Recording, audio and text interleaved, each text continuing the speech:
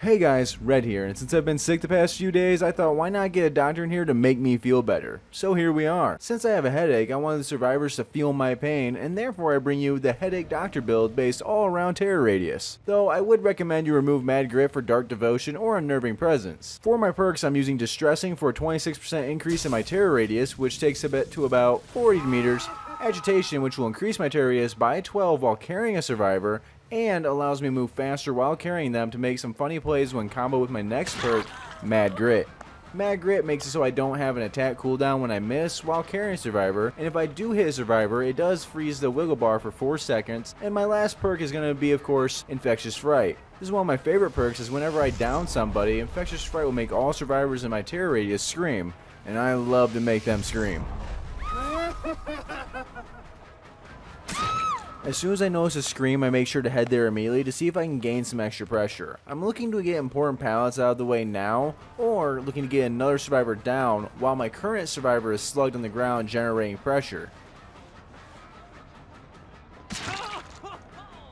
I can hear the gen being worked on nearby, so I either have to down Dwight soon or break chase to pressure the generator. Double vaulting like this can catch survivors off guard, like so, but make sure to use it sparingly though, as once a good survivor notices you're doing it, they can punish you pretty severely for it. Notice how I'm going for one survivor after another and really trying to make use of Infectious Fright. It doesn't matter that Yui's picked up off the ground, as long as I can keep the majority of players busy with the altruism, I effectively control the pace of the game, even without any slowdown perks to help. Always look for something more when you get a survivor down, especially if you're running Infectious Fright and it pops off.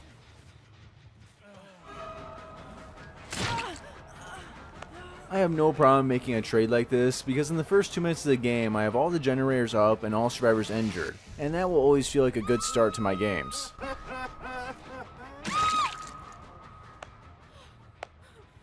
I personally like to call this Survivor Ping Pong, and at this point I'm really just toying with the idea of making this a pure slug no hook till all 4 are down game. By the way, try a few games out like that, it'll show you just how effective slugging can be. I'll actually probably do a future video on it as well.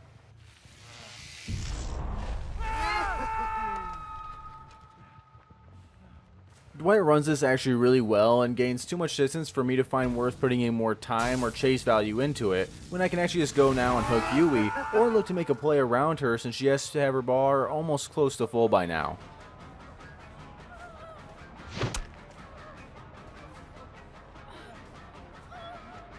While I love playing ping pong, I do need to start getting some hooks in to apply some more effective pressure and to look to start getting players out of the game. Every part of my being really just wants to smack Dwight while carrying his ally in my arms, but alas I cannot. On the bright side though, he does derp up and throw the pallet. I personally really enjoy running Terror Radius builds, as it can be quite effective at catching survivors off guard. When one has such a large Terror Radius, getting within 20 to 25 meters of a survivor will sound like you're right on top of them, and they can fool them into putting themselves into horrible positions. For players who hide when they hear the Terror Radius, well, they won't be much of a problem, as they'll always be hiding and not being productive. Having such a large Terror Radius can almost act as a stealth, as well as when survivors get accustomed to the large Terror Radius, it's extremely hard to detect where the killer is without seeing them. This dweeb boy thought I didn't notice him. Well, stealthy gamers get the hook. Fuck vehicles and assert dominance.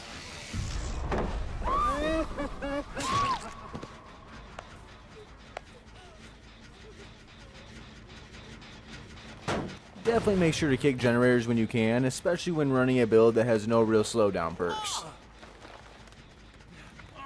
Something that always catches me off in a positive way is how much I really enjoy the extra carrying speed when running Agitation. Just something about not wasting 15 to 20 seconds to hook a survivor feels great. Also, make sure to check surrounding areas when hooking survivors.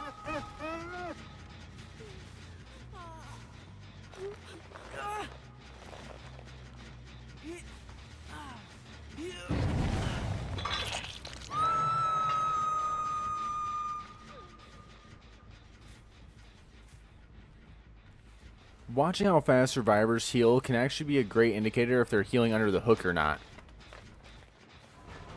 I needed to time this quite a lot earlier to be able to actually stop her from making the pallet. It's not a huge mistake, but it's something to keep in mind for sure.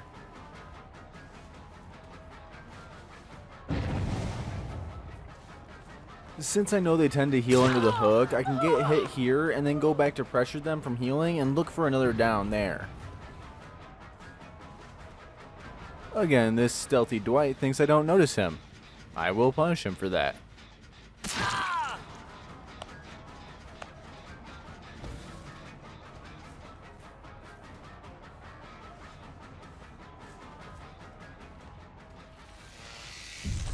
While I don't stop him here with my power, notice how I changed my playstyle up from last time. I'm not looking to make a lot of mind games here, and when you feel survivors are reading you well, sometimes it's best just to head on forward and less mind games.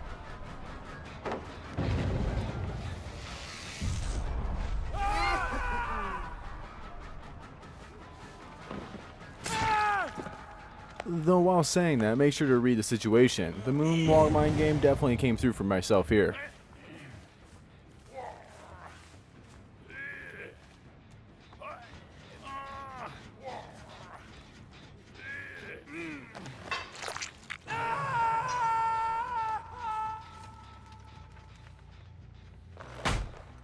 People typically ask me why I sometimes skip breaking pallets, and the answer is most of the time I don't break the pallets are at unsafe loops or the survivor didn't keep me honest in making sure I broke the pallet before they ran off. If a survivor runs off after dropping a pallet instead of keeping you honest, it's a waste of time to break that pallet when you could just ignore it now and not lose the distance. I hope that helps those of you who did ask.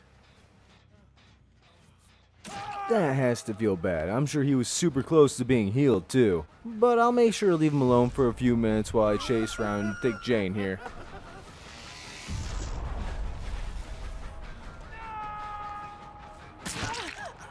That was quite an odd turn there, but I'll take a free hit where I can get it.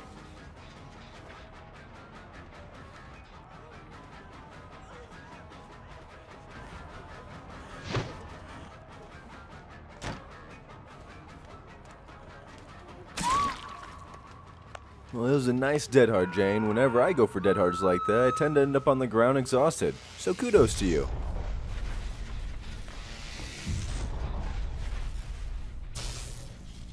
One thing you have to realize about this build is that you have to be really efficient not only with your chases, but with your static blasts. It's your only real slowdown ability. Remember, survivors in Stage 3 Madness won't be able to heal or do gens, or really anything that's interactable until they snap out of it.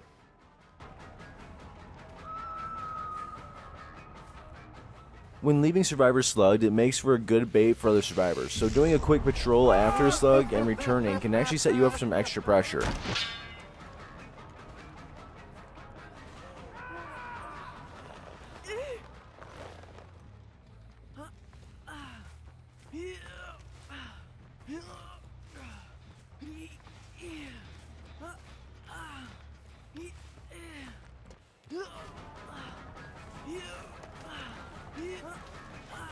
Asserting Dominance 101. Dominance asserted while carrying a survivor is 10 times more effective, and you can just see the fear in Yui's eyes.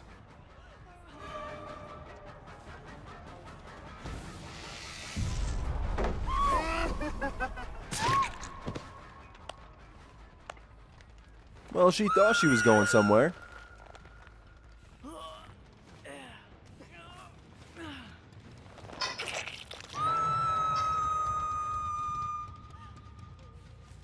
This map is perfect, as if I'm standing by Shag, my Stag Blast can cover a majority of the map. Not only does this help slow down the game, but it gives me great information throughout the game. Always be on the lookout for line of sight juice like this. When in dead zones, it's really the only thing survivors can do to try and gain some distance.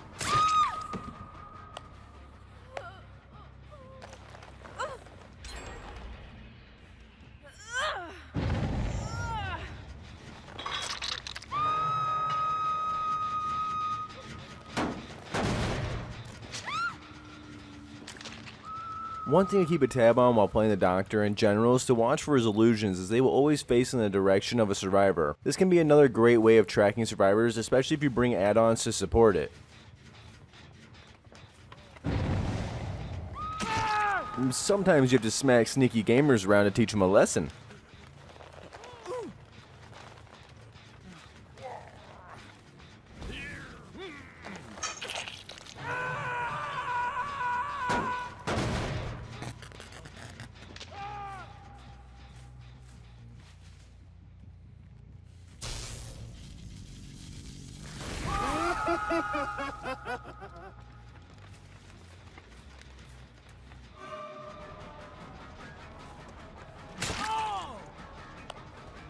I'd say the fact that survivors like to group up on this generator is quite a mistake. If one survivor had been able to get onto another generator, they may have been able to pressure both, whereas I can only pressure one at a time. Staying grouped can actually sometimes have a snowball effect.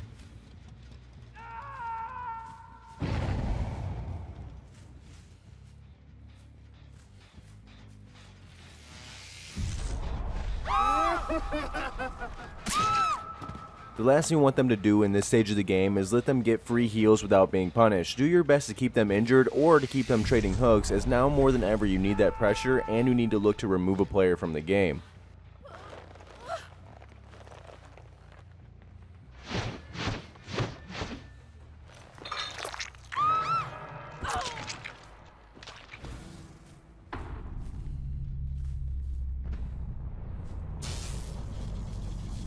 By the way, this is about 40 meters from the doctor. Now imagine that in a ring around the killer. This is how a large radius, especially with the doctor, can be super helpful to the killer and be misleading to the survivors.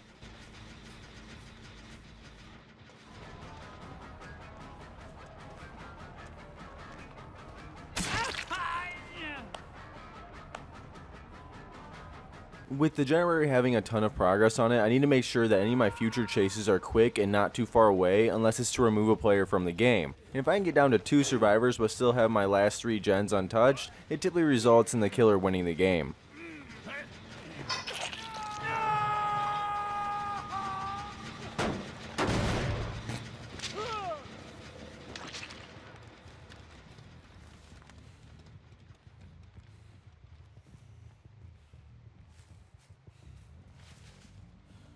This is actually a bit farther on the wrong side of the map than I wanted to be from the gen, but I believe that remaining survivor would actually go for the save first before attempting to finish the generator.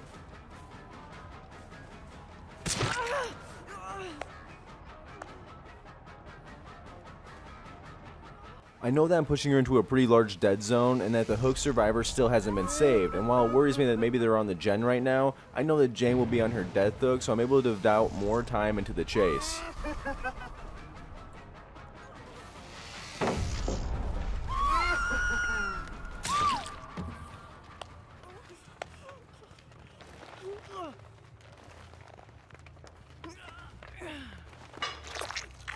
By going for this chase, I for sure have given up on the gen, but the closer I can get to it before it pops means the closer I'll be to the final 2 survivors or the Dweet Dream Team.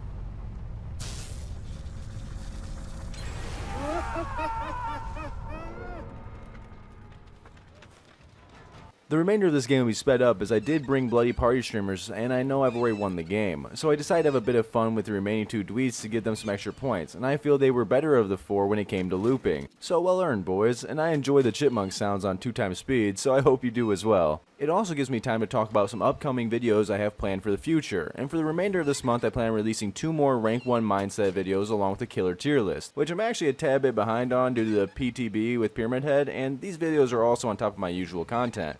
Another video that will be released soon will be me going over the future of the channel and where I want to take the date for the 1K sub stream, which by the way I'm super grateful for that we hit 1,000 subs in these past 3 months. I never expected it to actually happen as quickly as it did. But I'll go more in depth on the stream day and all my thoughts on the future community in Tuesday's video. If you haven't already, make sure to follow me on Twitter and feel free to come join the community in the Discord, and if you see me playing a game, feel free to come say hi in chat.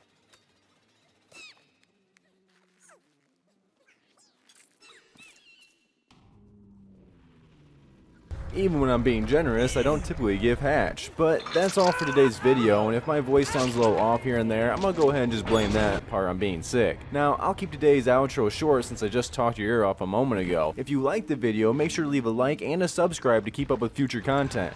I hope you give your survivors some headaches, and as always, I'm Red, and I'm signing off.